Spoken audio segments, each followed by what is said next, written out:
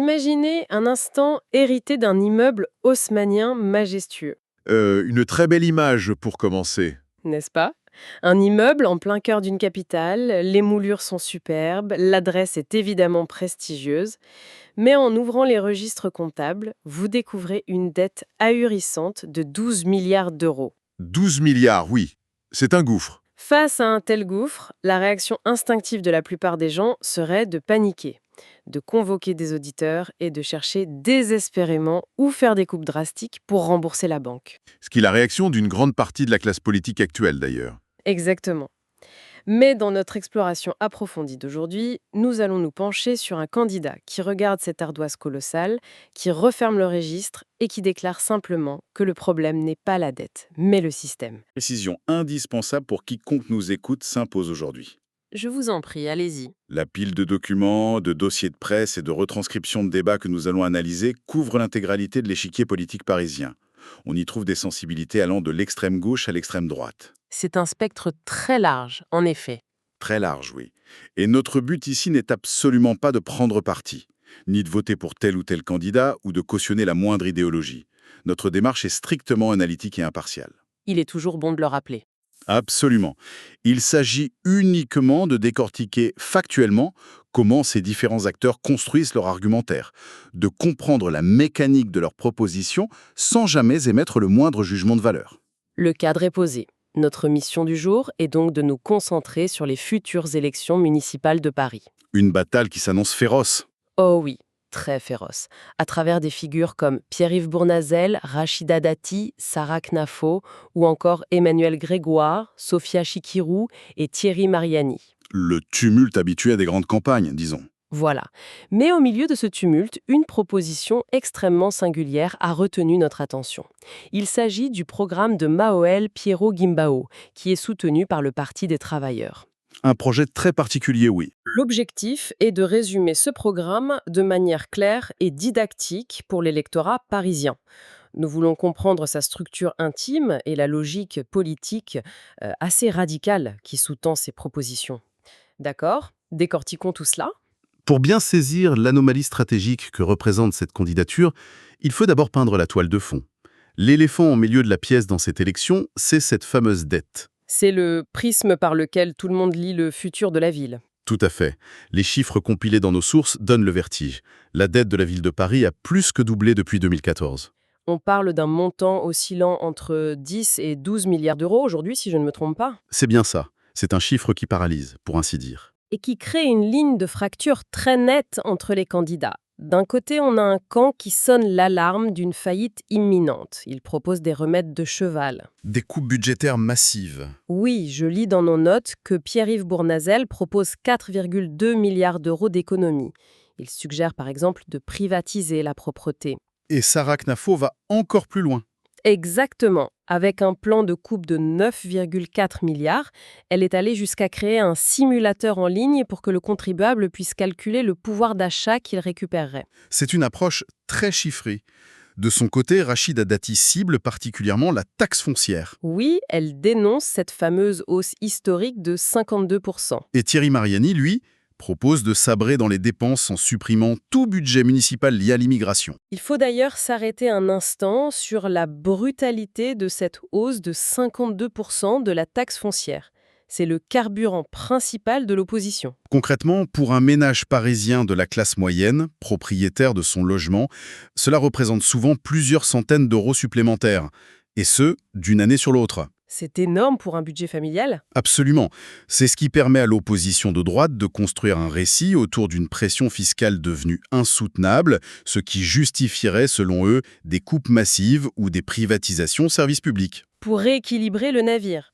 Mais face à cette offensive, la défense de la majorité sortante est très différente. Oui, des profils comme Emmanuel Grégoire ou Sophia Chikirou ont une toute autre lecture. Si je comprends bien leurs arguments, pour eux, cette dette n'est pas un trou noir, c'est un levier financier. Exactement. Ils expliquent que ces milliards ont été investis dans des actifs tangibles. Comme le rachat de bâtiments pour en faire des logements sociaux, n'est-ce pas? La rénovation énergétique également, ou encore l'entretien du patrimoine. Leur argument massu, c'est le ratio d'endettement. Qui stagne autour de 85%. Voilà. Et il souligne que c'est inférieur à la situation financière de métropoles globales comme Londres ou New York. C'est vraiment une bataille de narratifs comptables. Pour reprendre l'analogie de notre immeuble haussmannien, c'est comme si, lors de l'Assemblée générale des copropriétaires, un groupe exigeait de licencier le gardien et de couper le chauffage. Pour rembourser la banque immédiatement, oui. Alors que le second groupe rétorque que l'immeuble a pris de la valeur, qu'il abrite des locataires et qu'il est rationnel de continuer à emprunter pour refaire la toiture. Qui est frappant en lisant le programme de Maël Pirot-Guimbaud. Intitulé « Les coupes budgétaires à Paris, ça suffit ». Oui. Eh bien, c'est qu'il n'entre dans aucune de ces deux catégories. Il ne propose pas de licencier le gardien, mais il ne justifie pas non plus le bilan du syndic actuel. Ce qui est fascinant ici, c'est le refus catégorique de participer à ce débat d'experts comptables. Le candidat du Parti des travailleurs rejette la prémisse même de la discussion. C'est-à-dire, Pour lui, chercher à équilibrer le budget dans le contexte actuel, que ce soit par des privatisations à droite ou par des justifications à gauche, c'est tomber dans un piège. il considère que l'argent ne manque pas à l'échelle de la société. Exactement. Et que le déficit municipal est une construction politique imposée de l'extérieur. Alors, si ce n'est pas la faute d'une mauvaise gestion locale, qui blâme-t-il? L'inflation? Le coût de l'énergie? Quel est le coupable dans leur viseur s'ils refusent de regarder le tableur Excel de la mairie? Leur diagnostic provoque une véritable rupture d'échelle. Ils délaissent totalement le niveau local pour pointer directement le niveau géopolitique et national. C'est inattendu pour des municipales. Très inattendu. Le document de campagne dénonce ce qu'il nomme une économie de guerre. L'argument central est que l'État sacrifie sciemment les budgets alloués aux collectivités territoriales Dans quel but? afin de financer la hausse spectaculaire des budgets de la défense et de répondre aux exigences militaires dictées selon eux par l'OTAN. Attendez, une économie de guerre. Il faut rendre cela concret pour l'auditoire. Le citoyen qui voit la piscine de son quartier réduire ses horaires ou le prix de la cantine augmenter. Oui, Le diagnostic de ce candidat lui dit que ce n'est pas dû à un maire dépensier, mais au fait que l'argent public finance des blindés ou des munitions à l'échelle nationale. c'est la mécanique très précise de leur argumentaire. L'État finance les communes via les dotations, et le programme de Pirot-Guimbaud met en lumière des chiffres spécifiques. Desquels? Une amputation de 275 millions d'euros sur le budget parisien en juin 2024, suivie d'une autre coupe de 150 millions en décembre. Donc, pour eux, l'appauvrissement des services publics est la conséquence mathématique d'un transfert de richesse. De l'échelon local civil vers l'échelon national militaire, absolument. C'est une lecture audacieuse. Mais soyons pragmatiques une seconde. Est-il vraiment crédible pour un candidat à une élection purement locale de la taille de Paris de baser toute son explication sur des décisions de politique étrangère?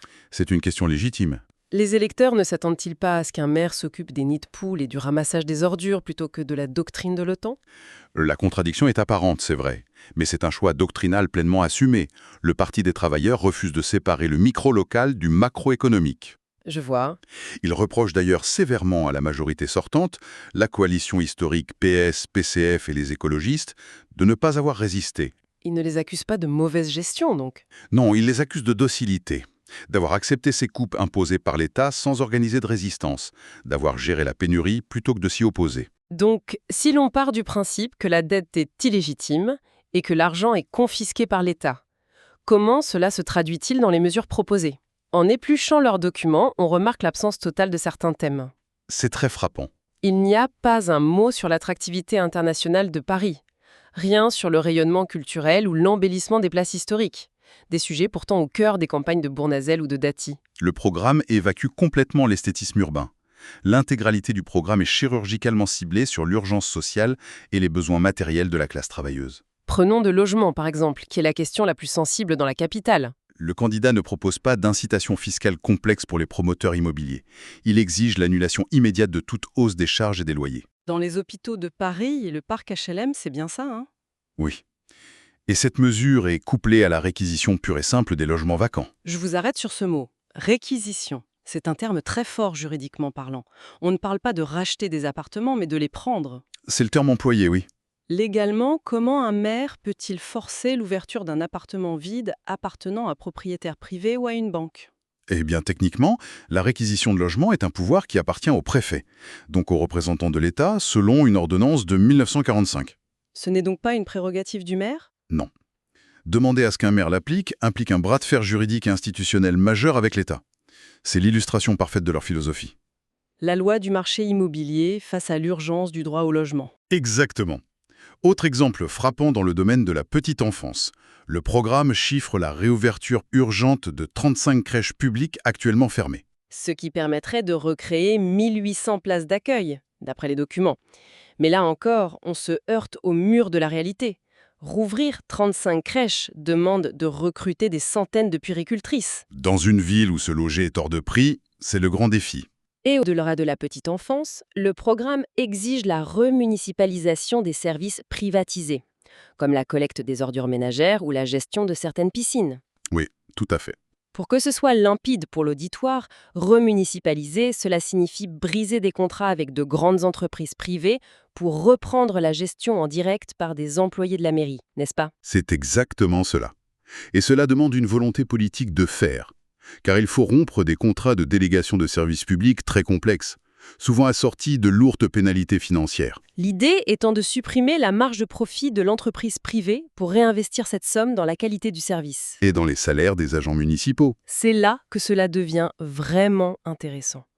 Pour porter un tel projet de rupture, la forme de la campagne doit suivre le fond. Absolument. En regardant les stratégies des autres candidats, on voit une course à l'innovation. On l'a mentionné, Sarah Knafo utilise massivement des simulateurs numériques et l'intelligence artificielle. Pour modéliser des baisses d'impôts, Rachida Dati, quant à elle, joue sur la scénographie du terrain en se filmant aux côtés des boueurs. Mais l'innovation de la liste de Piero Gimbo n'est ni technologique ni marketing. tout comme d'autres listes de cette mouvance, comme celle menée par Blandine Chauvel ou Marielle Saulnier, d'ailleurs. L'innovation est purement sociologique. Le parti pris est redoutable. La liste elle-même est le programme. C'est-à-dire qu'il n'y a pas de politiciens professionnels sur ces listes. Aucun énarque ou consultant en communication. Elles sont composées exclusivement de travailleuses et de travailleurs. On y trouve des infirmières, des éboueurs, des conducteurs de métro, des ouvriers. L'argument sous-jacent est d'ordre épistémologique en fin de compte. Tout à fait. L'idée est que seule la classe sociale qui subit la précarité et la dégradation des services publics possède la légitimité pour défendre ses propres intérêts. L'incarnation remplace les algorithmes. Cela nous ramène violemment à l'éléphant dans la pièce dont on parlait au début. La dette. Oui, avoir une liste composée de travailleurs de terrain est symboliquement très fort. Mais gérer une métropole comme Paris, c'est administrer un budget de près de 10 milliards d'euros par an.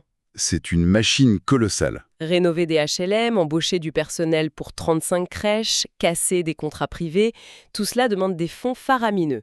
Or, la ville ploie sous 12 milliards de dettes et le candidat refuse d'augmenter les impôts ou de vendre le patrimoine. Sans levier fiscal et sans emprunt supplémentaire. Par quelle magie comptable finance-t-il toutes ces promesses? Eh bien, il n'y a aucune magie comptable.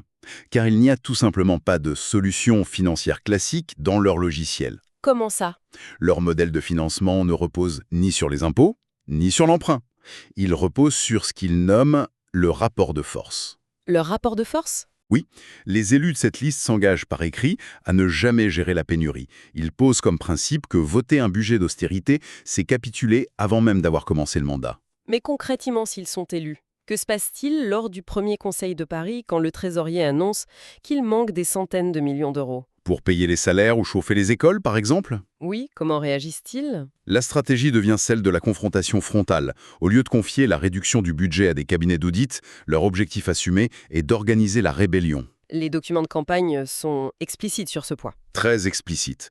Les élus lanceront un appel à la mobilisation massive de toute la population. L'objectif est de descendre dans la rue, de se rendre dans les ministères, au siège du gouvernement, Pour aller arracher physiquement les dotations financières. qui selon eux ont été volées à la ville. La grève et la manifestation ne sont plus des événements extérieurs. Ils deviennent les outils principaux de recouvrement des créances de la mairie. Vous êtes en train de dire que l'hôtel de ville de Paris, avec ses salons dorés, deviendrait une sorte de quartier général de grève honteux?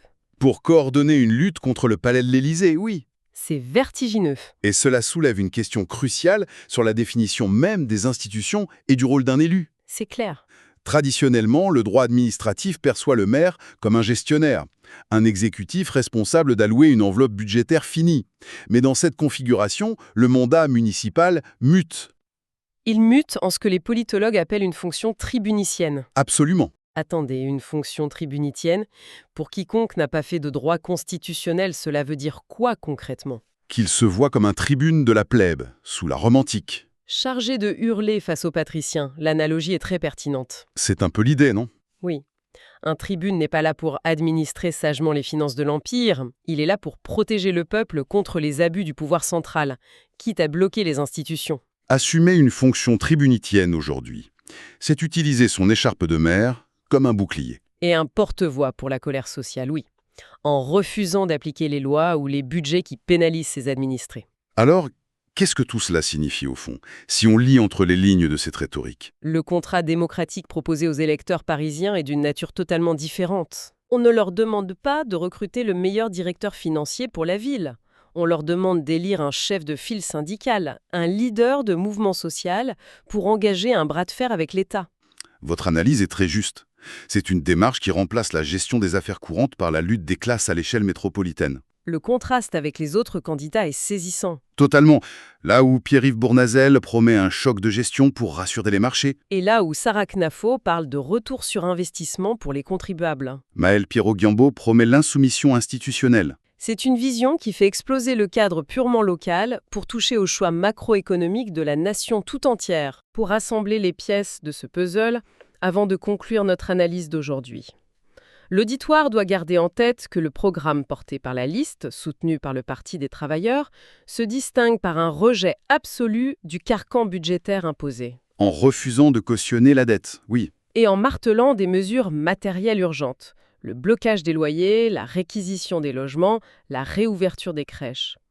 Ce projet tente de transmuter l'élection municipale parisienne. Elle n'est plus un choix de gouvernance locale, elle devient un référendum massif contre l'économie de guerre. Une plateforme politique conçue pour orchestrer la levée de la classe travailleuse, dans l'unique but de récupérer les fonds publics diminués par le pouvoir central. C'est un renversement total des usages politiques habituels.